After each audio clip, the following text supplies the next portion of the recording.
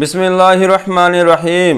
হযরত আবু সাঈদ খুদরি রাদিয়াল্লাহু তাআলা আনহু হইতে বর্ণিত আছে যে নবী করিম সাল্লাল্লাহু আলাইহি ওয়াসাল্লাম ইরশাদ করিয়াছেন, যখন জান্নাতীগণ জান্নাতে ও দোজখীরা দোজখে চলিয়া যাইবে, তখন আল্লাহ তাআলা বলিবেন, যাহার অন্তরে সরিষার দানা পরিমাণ ও ঈমান রহিয়াছে তাহাকেও জাহান্নাম হইতে বাহির করিয়া লও।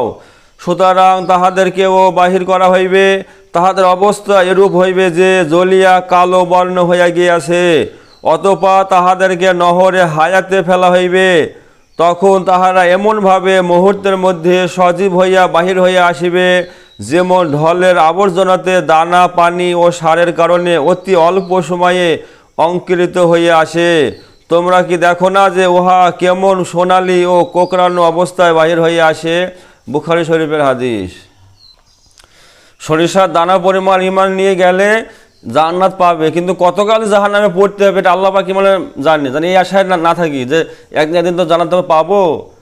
যে জাহান্নাম এই সামান্য সময় কত মানে ভয়ঙ্কর, আল্লাহু আকবার, এ মানে বলে বোঝানো মানে যাবে না। এই দুনিয়ার আগুন থেকে 70 গুণ আগুনের তেজ হবে, সে আগুনে মানে পুরানো হবে, পুরে একদম কয়লা হয়ে যাবে। তো কতকাল পড়বে?